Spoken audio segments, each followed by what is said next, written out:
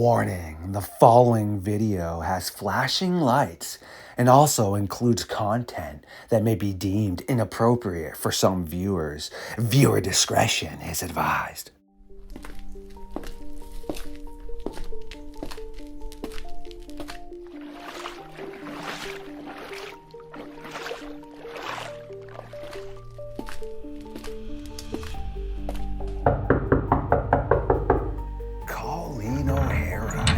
Emergency encounters.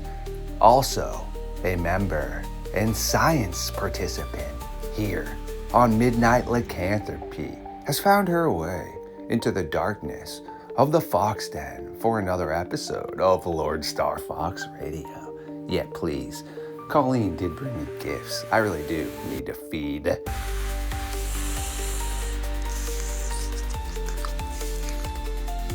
Absolutely delicious.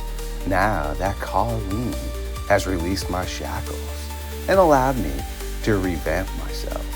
Without further ado, it is time for Colleen and myself to take a walk into the madness.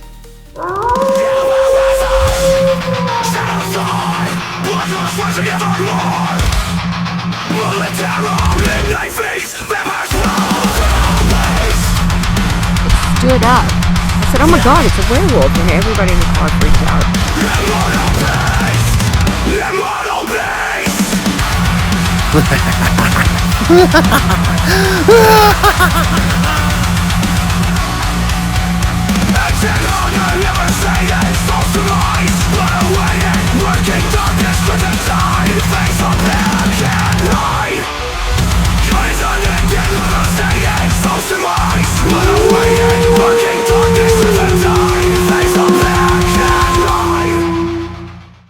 My creatures of the night. Yes, again, it is Midnight Lycanthropy time here on LordeStarfox Radio. We have one of my sidekicks. Yes, and also a member of the Midnight Society science team, Colleen, already sitting around the late night fire. Why?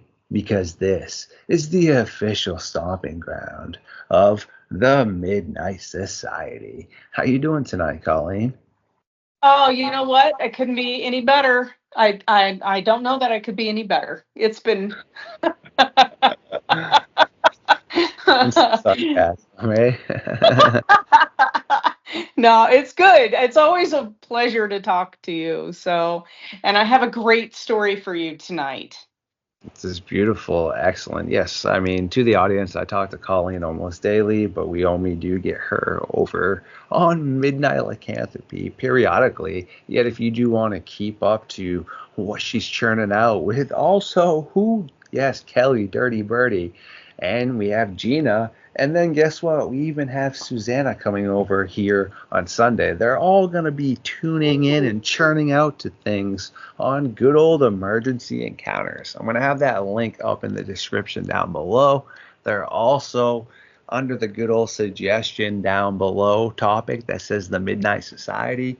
You can find them right through there. Make sure you go over, hit that like button, check out what they're churning out, because they are also trying to conquer the good old algorithm. We got to make sure to get them there too. It's only fair, eh? What have you been up to?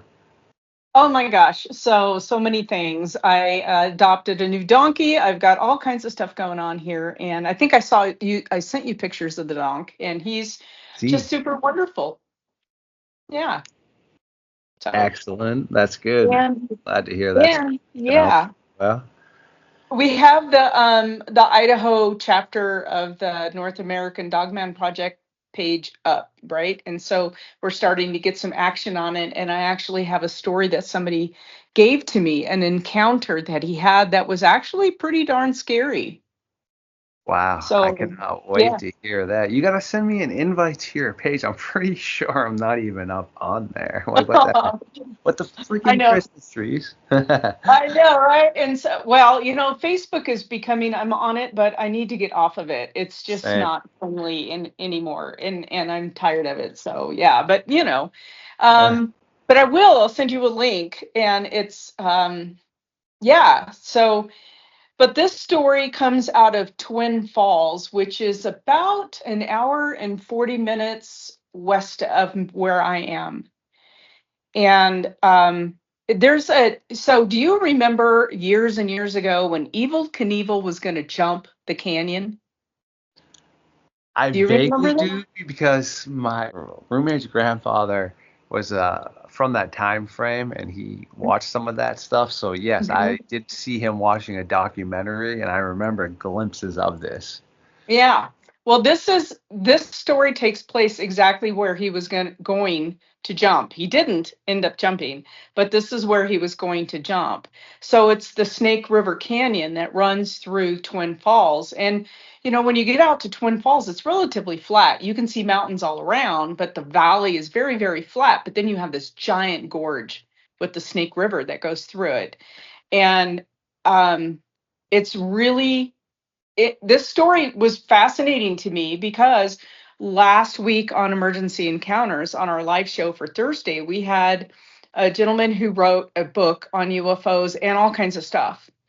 And he was talking about how some of these cryptids, once you have an experience with them, sometimes you start having almost like poltergeist activity at home, um, or they follow you home. And this happened in this instance. So scary. So let me get into this. So the the Snake River Canyon, the valley floor on the top, it's all farmland or sagebrush. We're considered high desert here, high altitude desert. So we're like 5,000 feet. I'm not sure what Twin is. It might be a little lower. I think it is a little lower because they're a little warmer, but not that much lower than where I'm sitting here at 5,000 feet. And the ecosystem, though, once you get into this canyon, is really different because the humidity level comes up a little bit. So you have more shrubs, more trees, and then you have, of course, the river, the huge Snake River that goes through it. But there's a lot of, and you'll find this interesting. There are a lot of caves in this canyon system, lots and lots of caves. Some of them well, a lot of them have been documented. A lot of them are old lava tubes because the lava fields are just north of this. So it's a national, I think it's a national park. And so we have a lot of lava flows. And so you have cave systems through those flows as well. So my point is there's a lot of cover. There's a lot of places for things to hide in the canyon that you wouldn't find up on the valley floor. And people have heard about something called a whistling bear. And they say it has a snout and it walks on two legs. And people have seen it in this canyon for a very long time. But they're not quite sure really what they're seeing. It has more like a wolfish snout. Um, and it's been seen. The gentleman who presented this information said it. He has seen it about 300 yards from his house in the cave system. So what has happened? Uh, he heard about this whistling bear, and he has a friend of his who's a state works as a state inspector out here for the environmental department, and the two of them together decided they wanted to kind of go investigate this area of the canyon. And this gentleman's house is only a couple hundred yards off the rim of the drop to the canyon. So there's housing developments, not a whole bunch, but there are some housing developments right on this canyon edge. And so they decided to go one afternoon, but they weren't prepared for like after dark. They wanted to go down for the afternoon, look at some of these caves, and then come back out. But of course, as what happens is you get in the middle of doing stuff and you lose track of time and it starts getting dark.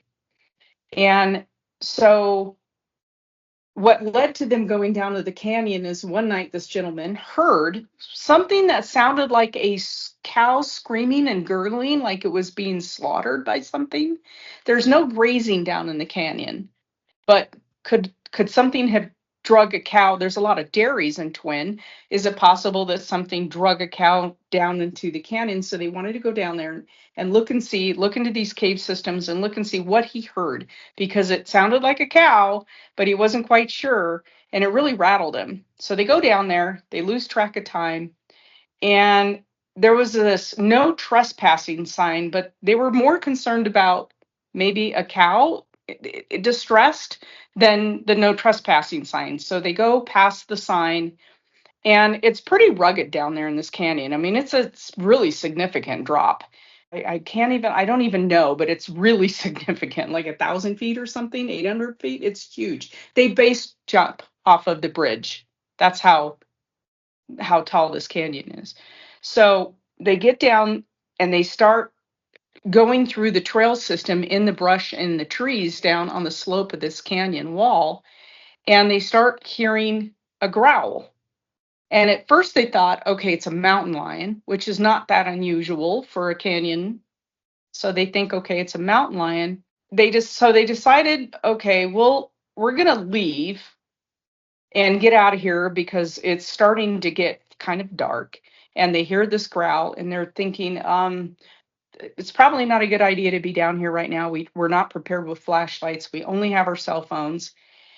And they turn around and they start back up the trail when they notice a tree that was about, I don't know, 10 or so feet high, and the top of it shredded, like what a bear would do when they're marking their territory. But it's not bear claws, and they can't figure it out. And they're examining this tree, and they thought, well, this is really weird. And now they start feeling kind of spooked. And they start looking for tracks. And they think, well, maybe let's identify maybe what shredded this tree through tracks. But all they see is like coyote and raccoon tracks. So now they're really getting spooked. It's starting to get dark, and they see this giant black mass on the trail in front of them. And he said it was so dark that it was darker than the darkness that's setting around it. I mean, it's just this black shape. And he said it was bipedal, and it took 3 steps to cross about 30 feet. And they thought, they're talking to each other. They're like, what is that? You know, they can't figure it out. They don't have flashlights, only their cell phone light, but it's still light enough that they can make out the shape. And they're like, what in the world is this thing? They heard this growl again. And then they heard breaking branches. And now they're really scared. And it's a really steep hike to get back up to the top, to the rim.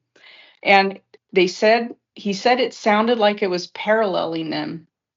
Like could have been more than one of whatever this creature was, and it was paralleling their movement up the canyon trail system. And if they stopped, it would back away a little bit, and then as they move forward, it would come towards them. They finally got out of there. They were really, really spooked. But he didn't say anything to his wife when he got home. He's thinking, okay, I don't know what I saw. I don't want to say anything. I don't want to scare my wife. I don't want to. And he certainly didn't say anything to his kids because his kids were pretty little. And so it's a few weeks later, and his wife was working on her laptop on the back porch when, I'm sorry, I got this out of order. It was a few weeks later when his wife heard a large thump on the roof of their house while they were sleeping. And she didn't wake him up, but she said it really freaked her out. The next morning she told him, "Hey, I heard something on the roof of the house last night." And it had started to kind of snow a little bit. And he went out and he thought, well, that's weird. Let me take a look around. And he goes out and he's looking at the roof of his house, and he sees a very unusual tracks all over the roof of his house. And then he looks at the roof of his neighbor's house, and he could see the same tracks on his neighbor's house. And he took photos of these tracks, and they're on the Idaho page, and they're really unusual. They're very wide at the toe, and then super narrow and long. They come down to a very narrow heel. really almost triangular shaped, really odd. And there are photos for you to see. And he thought, wow, this is crazy. And he goes, I have vaulted ceilings and a high roof. And his fence, his privacy fence, is 8 feet tall. And so just to give you an idea, so his roof line, when you look at the photos he took of his roof, um, you can tell that the roof line is pretty high. So he thought, I don't know what happens this again, or what, I mean, what this could be. And then it happens again. He hears a large thump in the night. This time he hears it. It's on his roof. And his friend came out and looked at him, and his friend said exactly, he goes, immediately, my friend told me those are Dogman tracks.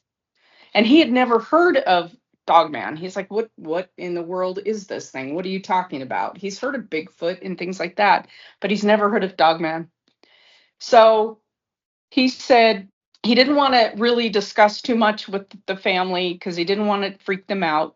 And winter goes on, and as they're going through winter, his daughter is telling him that she's hearing tapping on her window, like a little tiny pebble being tapped against the window. And he said, well, that's interesting. And his kids are pretty little. It's not like a teenager trying to sneak out. And he thought, could it be a claw? Could it be a claw? And he talked to his friend about it. And he said they've been known to try to draw people out of the home. So he's pretty freaked out at this point. And he's telling his kids, like, we're coming inside at dusk, and we're going to make sure that everybody's in and the doors are locked. And he's pretty freaked out. Spring comes along, and his wife is working out on the back porch on her laptop. And she comes running into the house and tells him that she just saw a big dog-like creature with a huge head and pointed ears and massive teeth, like there's too many teeth for its mouth, peeking over the 8-foot privacy fence. And he rushes outside, and he's thinking, what in the world? She runs into the house. She's terrified. She doesn't want to go back out. She said the ears were almost cropped like a Doberman pinscher ears. And the kids were playing outside, and they heard growling and pounding on the fence, and the fence was shaking. So he goes up to his kids. He doesn't see anything, but he shakes the fence as hard as he can. And it's like a white vinyl privacy fence. But as hard as he can shake it, he's asking his oldest daughter, he goes, is this what it looked like? And she goes, no, no, no, no. The whole thing was shaking, Dad. I mean, she's freaked out. And this gentleman who's telling the story is a minister. I believe he's a minister, a pastor at a local church. And he's thinking, what in the world what is this? So he decides, the kids they're not playing outside. He's going to try to figure this out. A few months go by, no more activity, and he and his oldest daughter decide to go ahead and go in the canyon. There's a bike path. And he said he tends to let his daughter ride in front of him so that he can, I'm not sure exactly how he said it, but he tends to let his daughter ride in front of him, fairly close to him, but that he can get to her pretty quickly. And when you start down the bike trail into the canyon, there was a house with a shepherd puppy. And he said they know the puppy, and they always talk to the puppy when they go on this trail system. And the shepherd puppy, as they're coming around the corner to get down this trail, is going bananas. It's looking in the distance, and it's barking hysterically at something, and they can't see anything. But they thought, well, that's really interesting. And they go down the canyon trail for a little bit when his daughter basically jumps off her bike and starts running towards him and says that she just saw a black bear and it lunged at her from around the corner. He didn't see this, and his daughter was terrified. And they left their bikes there and ran back to the house because it would be easier to run than to get those bikes turned around and his daughter back up the trail. So they get back up to the house. And she said it had a huge neck with thick fur around the neck, like a mane. And he was absolutely terrified. he actually called Fish and Game, Idaho Fish and Game, and they came out with their rifles and their dart guns. But they really didn't want to go deep into the canyon, which I thought was pretty interesting because I thought, that's interesting. And they looked for tracks, and it was too dry to leave any kind of tracks. And just before his daughter had saw the bear on the trail, the thing that she thought was the bear, she had told him she had also seen this thing in the neighborhood, like darting across the street. And so he kept thinking it must be a misidentified animal. He finally started talking to his wife about all of these incidents, and she was quite upset with him that he didn't come clean with her right away. But he said, look, I didn't know what to say. I mean, this sounds hysterical. This doesn't sound like this could be a real thing. But they've had all of these incidents happen. Using his religious background, they made some crosses, they anointed them with oil, they buried them on the four corners of the property, and they do a lot of their religious practices. And he said they cleansed their home. And since then, they've had no more encounters. But it sounds like it was about a year and a half of some really unusual things that happened to this family. Yikes. First, thanks for sharing that. Such a cute observations, much from a brilliant mind and a scientist such as yourself. We should expect no less. Very bizarre stuff right there. What do you personally think happened? I don't think it was a bear. First off, it sounds like whatever was there in the canyon that night did follow them. And he lived closest to the canyon than his friend. His friend didn't live in the same subdivision. It didn't sound like from his story. Um, it sounds to me, something has to have the capability of being able to get on a roof that the lowest eave is over 8 feet tall. I'm not sure what has the capability of doing that other than a cougar in our area. I don't Their privacy fence to their eave is fairly close on the side of the house from some of the pictures that he showed. But he said there weren't tracks in the yard. Like it went on the fence and used the fence to get up on the roof. I'm not sure what could do that. And the track is not anything. There are tracks, if you looked at really small tracks like possum prints and things like that. There's some really small prints out there, some tracks that have that triangular shape, but nothing as big and as substantial as what he shows in his photos. And you can tell that he did. I can, unless he went backwards over the peak and came down, I don't see him doing this because there's no disturbance. It's like all of a sudden the track was on the roof line and then walked up. So unless he came backwards and then jumped down off this high roof line, I don't see him doing this to set up these photos. I look for all of that kind of stuff when I'm looking at this stuff. I'm like, how can you debunk it, right? And I can't figure out how to debunk this. And based on who this person is, I don't see him making this up. He didn't ask for this. He doesn't go out and look for any kind of limelight. He doesn't want people to know who he is. This is something that happened to him, and he would rather it had not. And so the only thing I can think of with the capability of doing this is a cougar, but it doesn't fit. It doesn't fit the color. It doesn't fit the size. The athleticism fits. That's about it. And what was curious to me was all of the teeth in the mouth. Like there was too many teeth for its mouth.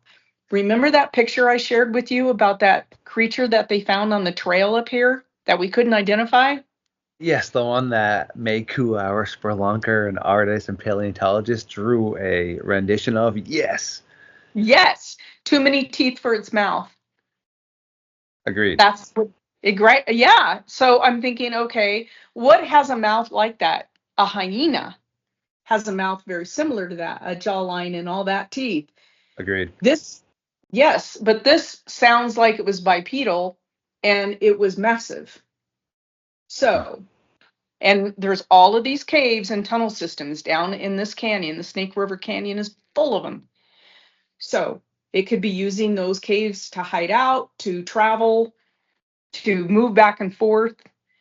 I don't know. This is curious to me.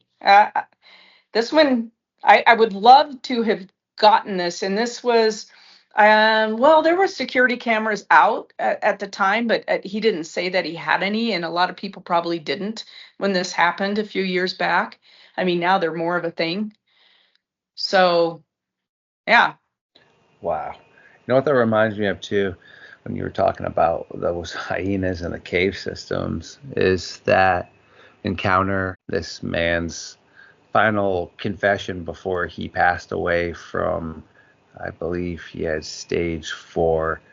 Yeah, I'm not really going to go too much into details, yet he had worked for the Kentucky Fish and Game, stocked this part of the LBL with fish. He saw this young couple get ripped apart.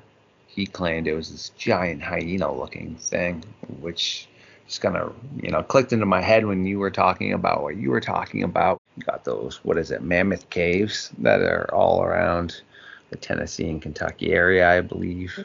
Pretty creepy. Mm-hmm. Yeah, I've been reading a lot of stuff on that, the land. What do you call it? Land between the lakes or land? Yes. LBL. Yes. LBL, land between the lakes. You got it. Yes. There's some really interesting things that happen there. And like you said, Mammoth Cave, which is, well, I don't know if it's the largest cave system. It used to be, but then they found more ballrooms off of Carlsbad Cavern that they don't allow the public in.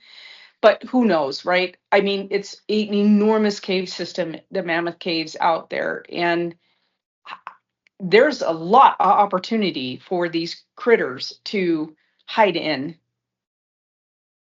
So Yeah. it's interesting. So when I first heard this story, I had to go back and listen to it a couple of times. And I thought, okay, at first I thought he was talking about a different canyon system that we have here. But then I realized he was talking about the one right there in the Snake River out of Twin. And I thought, well, that's really fascinating because there's actually a golf course down on the bottom. Like if you go down in the canyon, there's a golf course down there, and I think there might be houses down there. And it's really beautiful, beautiful down there. It's so different than the rim. It's so interesting that the difference. And I thought, wow, I wonder it would be interesting to go down there and maybe talk to some people, and maybe I'll do that this summer and see if they've had any other odd occurrences. One of the largest waterfall systems other than the Niagara Falls in the United States is the Shoshone Falls, which is only a couple of miles upstream from this location. So there's a lot of water that comes through there. And so the humidity level's up a little bit, and which lends to a different ecosystem down there. And so there's a lot of game down there. There's a ton of deer, and I don't know that if elk get down into the bottom down there, but there's a lot of wild game for this thing to survive on.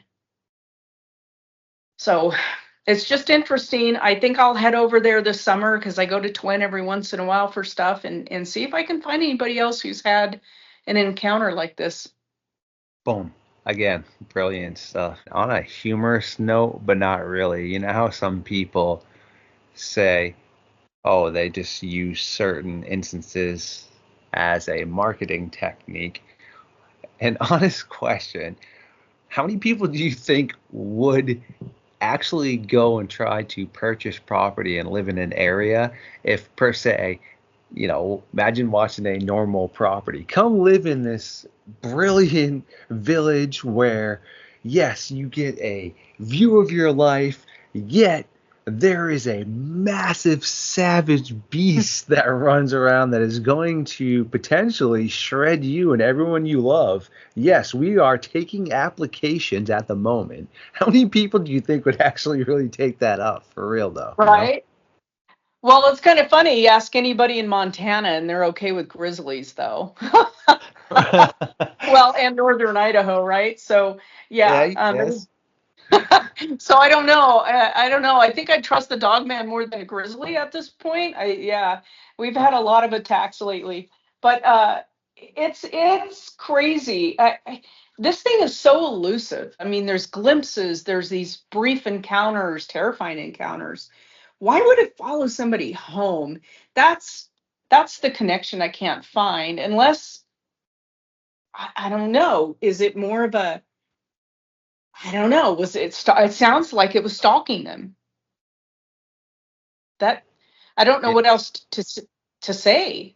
Or like trolling them, I would say it sounds like too, because that happens to my buddy Lee Hampel, who has a farm right on Bray Road in Wisconsin, and it never Mm, does harm to him. It's smoked a ton of deer and like chucked it all around his property, but then it will put itself purposely in a lit doorway underneath a large light that illuminates it. So when he was out on his tractor doing something, he could see it.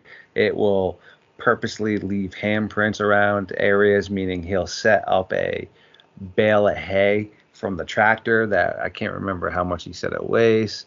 Then he goes off to then back his like truck up to set it up, and then there's a massive strange handprint where it looks like it's either got an extra digit or was holding something, maybe like a stick in his hand, but you can see like the claws in the snow. I mean, same thing. It chucks large sticks at his truck. It just pretty much trolls him. So that's why I said also that seemingly would be another reason, maybe why it would just follow you home, but not really mm, cause any damage to you. I actually have a question I would like to ask you after, but I would like to make a really cool observation as well to everyone out mhm. there. When you think or when you see something that has been caught, unfortunately, and they don't let it go, especially in some of the older time frames like these crocodiles or these massive great white sharks. Yeah, let's look at Deep Blue. She is, I believe, 22 feet and the largest known great white shark. To anyone out there, that is not the largest great white shark that is swimming in the ocean. Any of those crocodiles that you saw that were like almost 20 feet or above potentially that got smoked, Gustav, they're not the largest crocodiles out there. Oh, wait, what, Star Fox? The Tyrannosaurus Rex, per se? We think it's the Mhm. most dominant reptile or dinosaur to ever roam this earth. What if I was to say it's highly likely it's not? Wait, what do you mean? Well, the odds of finding the fossils of every species that has ever roamed this earth is so slim to none. So there are so many other creatures that have walked this that we probably will never even know existed. Just food for thought. Oh yeah. Well, they're finding new species all the time, right?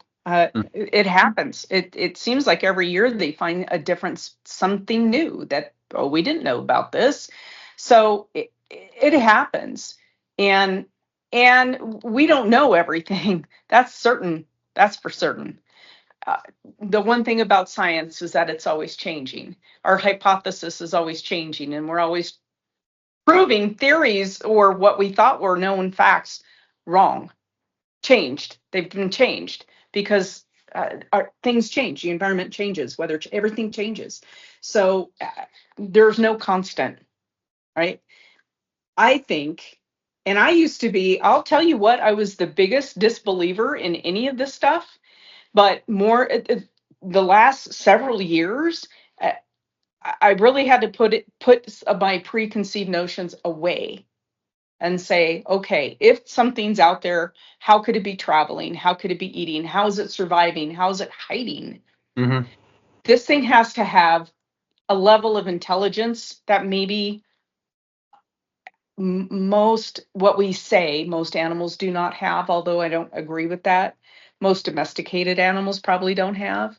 Um, but it has to have some ability to rationalize movement. I mean, you know what I'm saying? I'm Yes. having a hard time because I'm trying not to give it human characteristics, but there's something going on here that seems like it's able to think. and outthink us in some respects. Wow. Excellent stuff. No, I know exactly what you're talking about. I applaud that because that is something humans just tend to always do.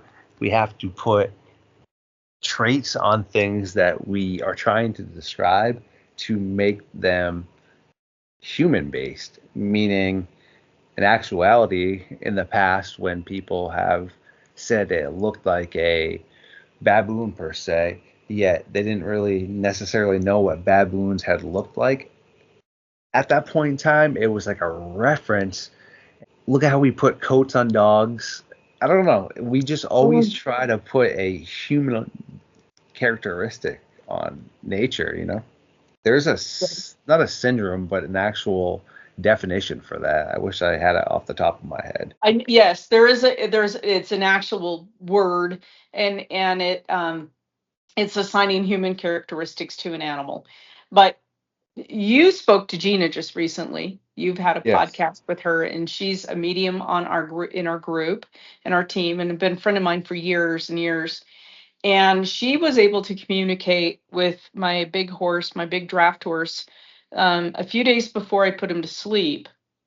He was telling her things that she was relaying to me that she could not have known. So, when we say animals don't have memory, as far as they don't, they may remember like abuse or a heavy hand or something like that, but you read about these things scientifically because they can't prove it, right? Mm-hmm. But he was telling her things that she said, well, what does it mean that he was born to die? And I said, what? She said, well, how? So I'm like, is she reading my mind because she can do that? Or is she actually in his head? But he was telling her things that I was not thinking about the day I got him and these things, right? I was more concerned about the fact I was going to lose him within a few days, not thinking back to the day I got him. And she was coming to me with all this information, said he is coming to me and telling me this stuff. Wow. So that's a horse. What about an animal, like when some of these cryptids that Mm-hmm. have the ability to um, hide? That's a level of intelligence. I mean, not hide like a raccoon's hiding from us, but I mean really hide and keep Mm-hmm. themselves on the down low. That's a level of intelligence that surpasses anything that we think they can do. Wow. Because you can't really prove it, right? I mean, how do you prove that a horse is talking to you? I mean, that's scientists would just think you're just crazy and lock you up. So, yeah. No, this is very acute observations again. Anthropomorphism is actually, Anthropomorphic. yeah, it's I one was of those trying to put tongue a G in there. happens Thank to you. the best of us. I have something that is so awesome. Personally, I think spiders are super cool. Yes, I know people have arachnophobia, and I'm not saying I would love to just lay around with giant spiders like some of my friends and other people I know. I'm not saying that. I'm just saying I think spiders are cool. I'm not saying a 5 foot spider like the Jabba Fofi is cool, but what I wanted to touch base on real quick is how everyone always, doesn't give credit to animals understanding, processing, having feelings, which this, you own a farm and are very close with your animals, just like I am with my squirrel, and other nature animals that are around the good old hood here, I like to say. But yes, jumping spiders, as far as all the other spiders, they're the only ones that this has been documented and that scientists actually believe is capable of. The rest are not. Jumping spiders or new age or new world spiders is what they call it. Wait, what? Yes. So Hmm. tarantulas and some of the other spiders are ancient spiders, more or less, meaning they haven't changed a lot. Well, as evolution has happened, the jumping spider is the newest version of spiders. Okay. You know what's super cool about them? They recognize people's faces. There's research that has been conducted numerous times that proves species of jumping spiders will sit there and they recognize people's faces. They recognize people's behaviors. They have numerous documentations of people just sitting around outside, and time again, they'll come around and hang out with you. They'll do little dances. They recognize how you act. If you are kind to them, they will come right up and hang out with you. Super cool. Yeah, I would not have thought about that. That's really interesting, considering I have a hobo spider bite on my chin right now. I don't think that was from a jumping spider, though, right? No, it was a Okay. hobo. Okay. Yeah, the jumping ones are, like I said, the little cool ones that are Yeah, all they are pretty color. cool. They Yeah. still make me jump. I mean, they're itty bitty and they still make me jump. No, for sure. I was watching, what was it? There's some TV show that used to be on all the time about like epic bug battles. They made like extra Jurassic Park type of noises when these bugs were battling, but I thought it was pretty cool. They would slow it down into like microseconds. You see like the jumping spiders jump and stuff.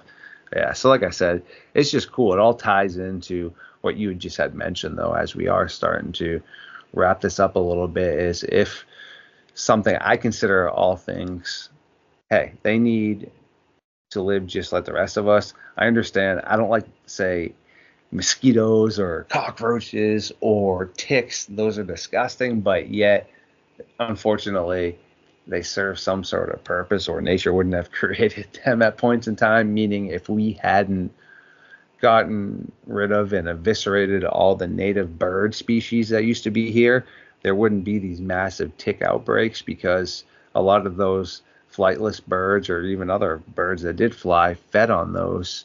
But we sat there and destroyed a bunch of the native bird species. Those things would be in check. Something like spiders, I think everything serves a purpose, more or less. And now, especially with like animals, of course, people just look Sure. down upon that. So yeah, no, great observations. But if they all have intellectual capabilities, what the heck are we dealing with? That leads me into my next question, as we are, like I said, we do got to let you go at some point. What do you feel is happening here now? Are you just as lost as I am? Meaning, I really don't know if we are dealing with something paranormal or actual flesh and blood. I feel like there is analytics pointing in all the different directions, and we've talked about it before. Yes, hyenas, potential dire wolves, but yet then you have cases where tracks just vanish in the middle of the field. Like, what are they doing? Some Halo stuff where your plasma output was only good for 10, 15 seconds. You could not totally morph, meaning what the heck? And then you have the cases like you just spoke about, or other ones that Linda Godfrey, rest in peace, covered, of illuminating blue ones that were here, but they like looked like they were transparent. So bizarre, Mm-hmm. I know we've talked about this before, but I have to say that there's got to be something that we're not privy to. Mm-hmm. When I go down to the Phenomenon every year, and there's astrophysicists down there. There's all kinds of people. It's not just paranormal. It's at a much higher level that these people are talking about the fact that uh, other countries are trying to weaponize portals because other countries believe they exist. And the astrophysicists who work at Skinwalker Ranch and elsewhere believe these things exist. So have these things, do they have some kind of innate ability to be able to use them and we haven't figured them out yet? I don't know how a species this large can survive so unseen for so long. We have these brief encounters, but it's not like we're seeing them on the highway.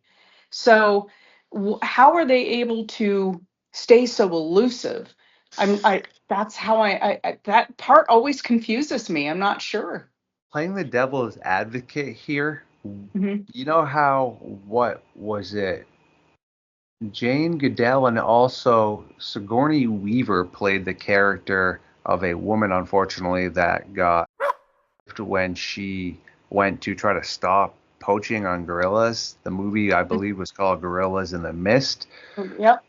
Okay, let's say if those two individuals never brought light to the more modern world that was trying to save these things, that they existed, would we ever even know they existed? Because wasn't it Jane Goodell that said it took numerous years for them to ever show themselves, even though she knew that they were there? Well, that's a good point. I don't know. You would think at some point there would be that scientific discovery, Hmm. but I don't know. I mean, now with everything else, it seems like things are going to have a more and more difficult time to hide because now we don't necessarily have to hike up to that tree. We can just shoot it to the tree and look around.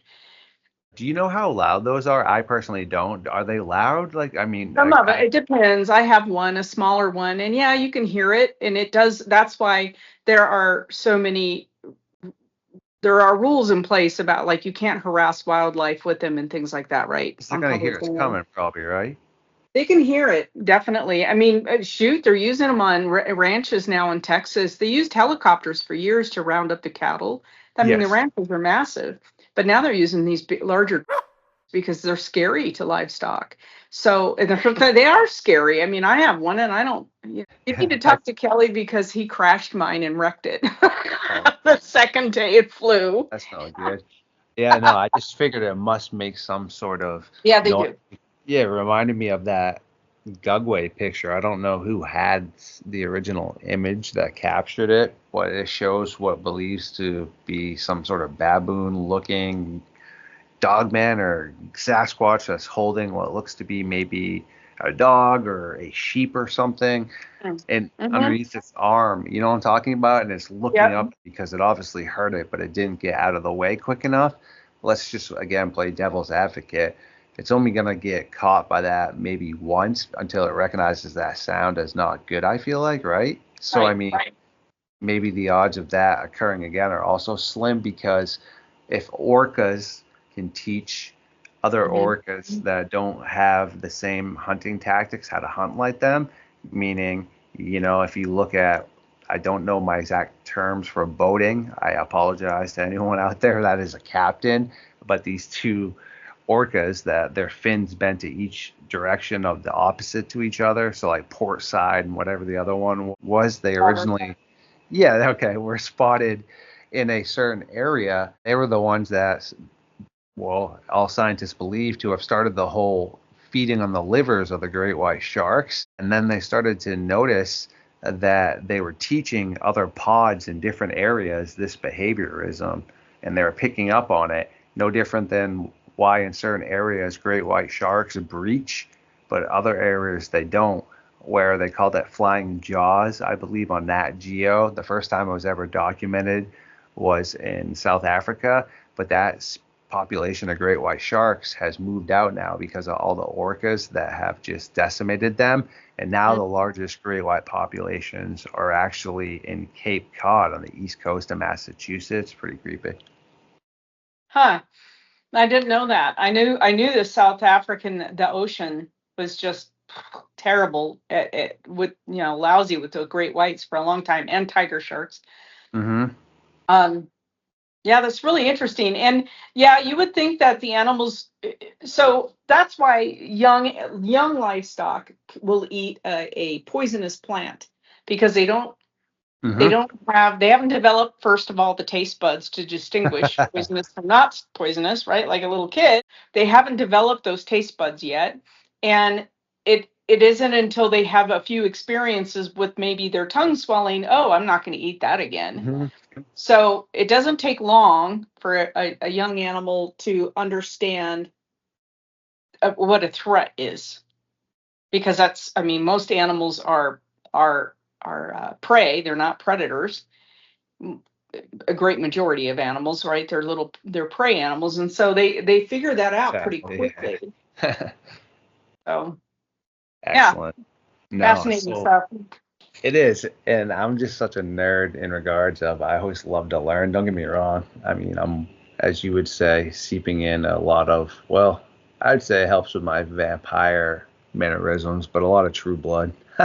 But for the most part, usually I always like to have something on where it's educational, Mhm. meaning, yeah, it could be scary, but I'd like to learn about the Jubah Fofi, that giant spider I'm covering over on Camp Nightmare Fuel, or some things like I just mentioned to you.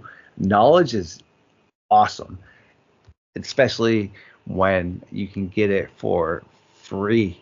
It's just something that no matter what, I find myself always trying to, yeah, just watch something educational. My entertainment is educational, but I'm not talking about like the after school specials or the old school PBS. I'm talking about cool stuff that has cool visuals.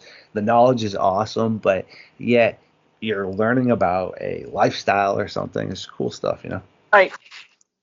You weren't into conjunction junction. What's your function? I mean, come on. I used to like, and I still do kind of, Bill Nye the Science Guy. He's the man. Yeah. You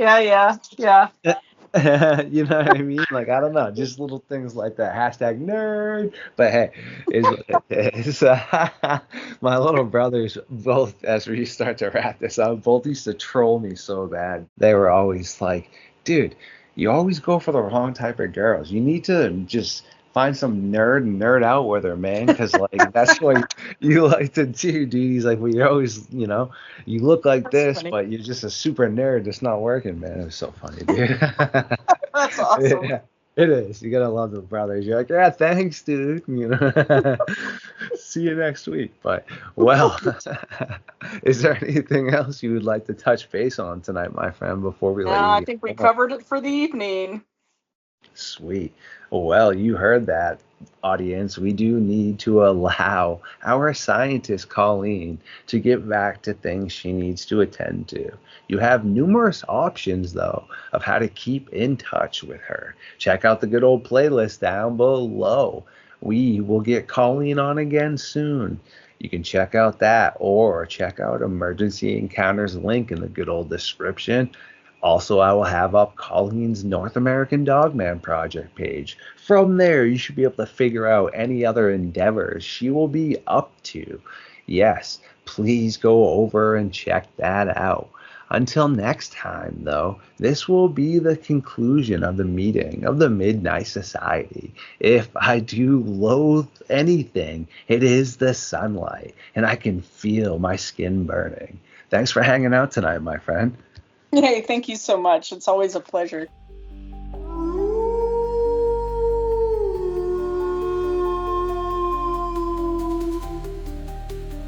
Ooh, my creatures of the night, I do adore every single one of you. And thank you for hanging out tonight. Please like, comment, subscribe, share the facts to the algorithm, and we will catch you very soon.